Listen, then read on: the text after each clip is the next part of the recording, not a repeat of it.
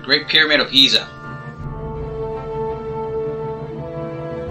The Great Pyramid of Giza, also known as the Pyramid of Khufu or the Pyramid of Cheops, is the oldest and the largest of the three pyramids in the Giza pyramid complex bordering what is now El Giza, Egypt. It is the oldest of the seven wonders of the ancient world and the only one to remain largely intact, based on a mark in an interior chamber naming the work Gang and a reference to 4th dynasty Egyptian Pharoh Khufu. Egyptologists believe that the pyramid was built as a tomb over a 10 to 20 year period, concluding around 2560 BC. Initially, at 146.5 meters or 481 feet, the Great Pyramid was the tallest man-made structure in the world for more than 3,800 years. Originally, the Great Pyramid was covered by casing stones that formed a smooth outer surface that is seen today in the underlying core structure. Some of the casing stones that once covered the structure can still be seen around the base. There have been varying scientific and alternative theories about the Great Pyramid's construction techniques. Most accepted construction hypotheses are based on the idea that it was built by moving huge stones from a quarry and dragging and lifting them into place. There are three known chambers inside of the Great Pyramid. The lowest chamber is cut into the bedrock upon which the pyramid was built and was unfinished. The so-called Queen's Chamber and the King's Chamber are higher up within the pyramid structure. The main part of the Giza complex is a setting of buildings that included two mortuary temples in honor of Khufu, one close to the pyramid and one near the Nile. The three smaller pyramids of Khufu's wives and even smaller satellite pyramid, a raised causeway connecting the two temples, and small mastaba tombs surrounding the pyramid for nobles. History and description. It is believed by the Egyptologists that the pyramid was built as a tomb for the 4th dynasty Egyptian Pharaoh Khufu, often Hellenicized as Cheops, and was constructed over a 20-year period. Khufu's vizier, Hemunu, also called Hemon, is believed by some to be the architect of the Great Pyramid. It is thought that at construction, the Great Pyramid was originally 280 Egyptian cubits tall, which is about 146.5 meters or 480.6 feet. But with erosion and absence of its pyramidion, its present height is at 138 meters or 455 feet. Each base side was 440 cubits or 230.4 meters, 755.9 feet long. The mass of the pyramid is estimated to be at 5.9 million tons. The volume, including an internal hillock, is roughly 2,500,000 cubic meters or 88 million cubic feet. Based on these estimates, building of the pyramid in 20 years would involve installing approximately 800 tons of stone every day. Additionally, since it consists of an estimated 2.3 million blocks, completing the building in 20 years would involve moving an average of more than 12 of the blocks into place each hour, day and night. The first precision measurements of the pyramid were made by Egyptologist Sir Flinders Petrie in 1880 to 1882 and published in The Pyramids and Temples of Giza. Almost all the reports are based on his measurements. Many of the casing stones and inner chamber blocks of the Great Pyramid fit together with extremely high precision. Based on measurements taken on the northeastern casing stones, the mean opening of the joints is only 0.5 millimeter wide or 1/50th of an inch. The pyramid remained the tallest man-made structure in the world for 3,800 years, unsurpassed until the 160 meter tall, 520 feet spire of Lincoln Cathedral was completed in 1300. The accuracy of the pyramid's workmanship is such that the four sides of the base have an average error of only 58 millimeters in length. The base is horizontal and flat to within plus or minus 15 millimeters or 0.6 inches. The sides of the square base are closely aligned to the four cardinal compass points within 4 minutes of arc based on true north, and the finished base was squared to a mean corner error of only 12 seconds of arc. The completed design dimensions, as suggested by Petrie's survey and subsequent studies, are estimated to have originally been 280 royal cubits high by 440 cubits long at each of the four sides of its base. The ratio of perimeter to height of 1760 to 280 royal cubits equates to 2 pi to an accuracy of better than 0.05%, corresponding to the well-known approximation of pi as 22 divided by 7, or 22 over 7. Some Egyptologists consider this to have been the result of deliberate design proportion. Werner wrote, "We can conclude that although the ancient Egyptians could not precisely define the value of pi, in practice they used it." Petrie, also the author of Pyramids and Temples of Giza, concluded, "But these relations of areas and of circular ratio are so systematic that we should grant that they were in the builder's design." Others have argued that the ancient Egyptians had no concept of pi and would not have thought to encode it in their monuments. They believe that the observed pyramid slope may be based on a simple seek-slope choice alone, with no regard to the overall size and proportions of the finished building. In 2013, rolls of papyrus called the Diary of Merer were discovered, written by some of those who delivered limestone and other construction materials from Torah to Giza. The Great Pyramid consists of an estimated 2.3 million blocks, which most believe to have been transported from nearby quarries. The Torah limestone used for the casing was quarried across the river. The largest granite stones in the pyramid found in the king's chamber weigh from 25 to 80 tons and were transported from Aswan, more than 800 kilometers or 500 miles away. Traditionally, the ancient Egyptians cut stone blocks by hammering into them wooden wedges, which they then soaked with water. As the water was absorbed, the wedges expanded, causing the rock to crack. Once they were cut, they were carried by boat either up or down the Nile River to the pyramid. It is estimated that 5.5 million tons of limestone, 8,000 tons of granite imported from Aswan, and 500,000 tons of mortar were used in the construction of the Great Pyramid. Casing stones.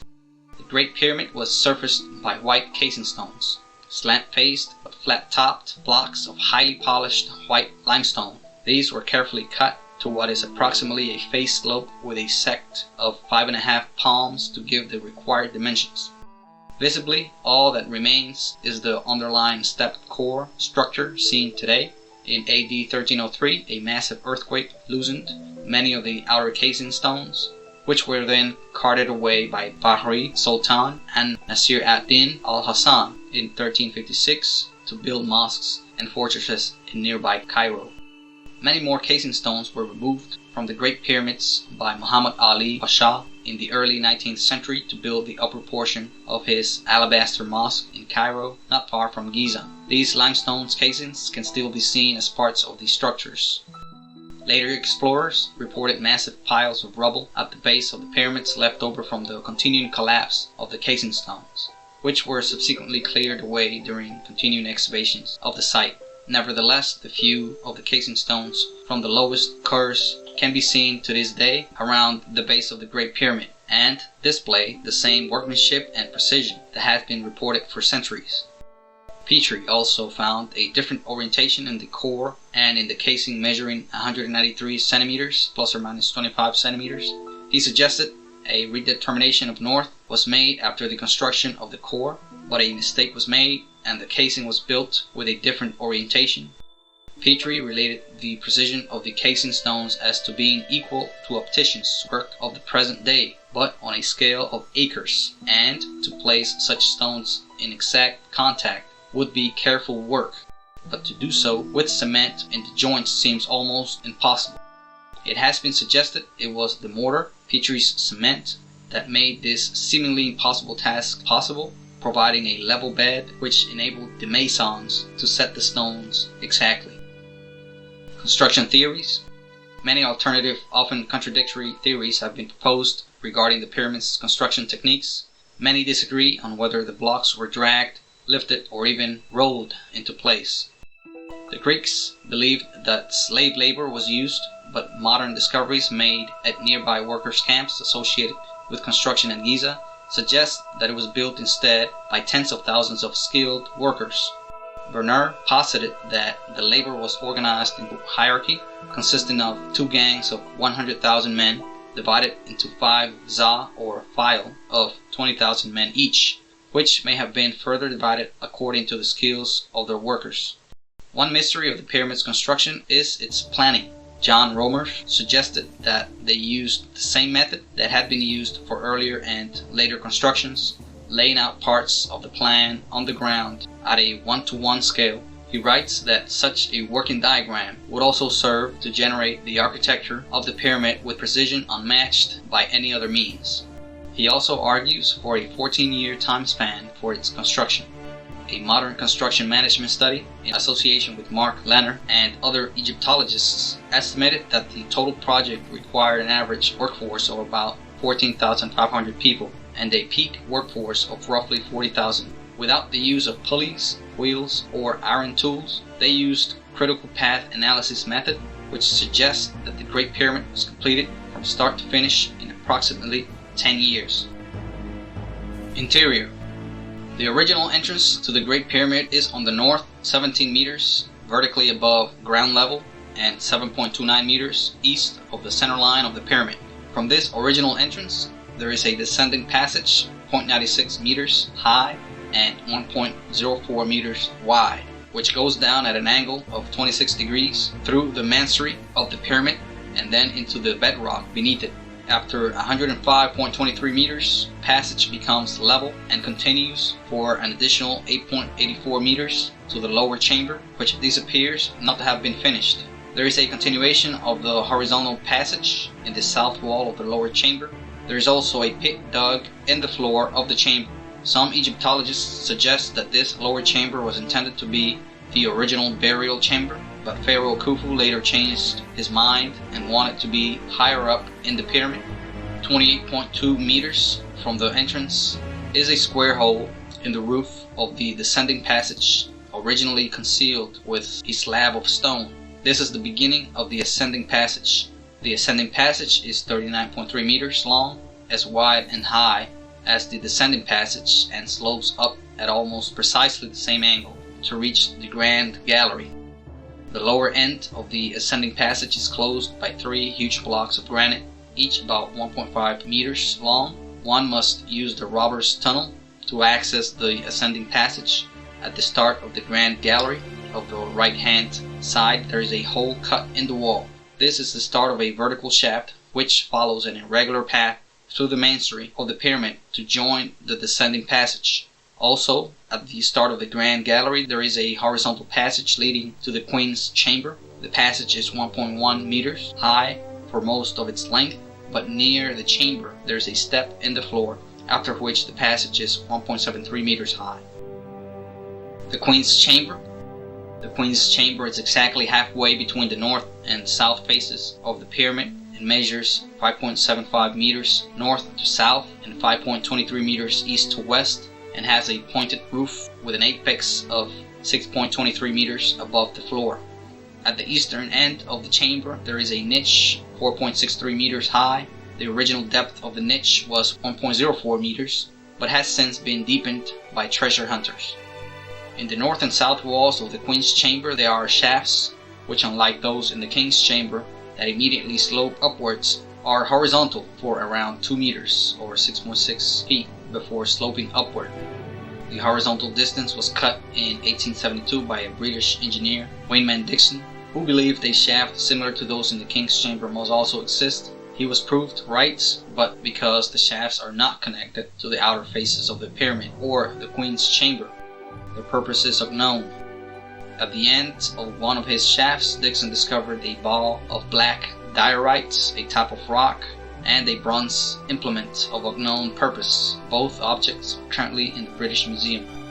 The shafts in the Queen's chamber were explored in 1993 by a German engineer, Rudolf Gattenbrink, using a crawler robot he designed, the Uphaut 2. After a climb of 65 meters, he discovered that one of the shafts was blocked by limestone doors with 2 eroded copper handles.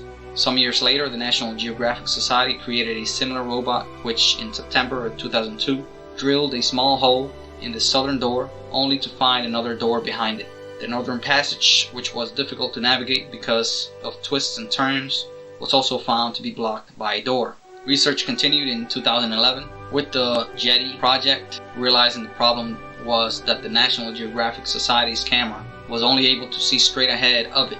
They instead used a fiber optic microsnake camera that could see around corners. With this, they were able to penetrate the first door of the southern shaft through the hole drilled in 2002 and view all of the sides of the small chamber behind it. They discovered hieroglyphs written in red paint. They were also able to scrutinize the inside of the two copper handles embedded in the door, and they now believe them to be for decorative purposes. They also found the reverse side of the door to be finished, polished, which suggests that it was not put there just to block the shaft from debris, but rather for a more specific reason. Thank you for listening to this podcast. Please look for the next episode soon, and please ensure to share this with your friends and family. And please like this content and subscribe as a sign of support and for me to continue to provide this type of content to more people like you. Lastly, if you wish to support this content further, please visit the links provided in this publication. Thank you.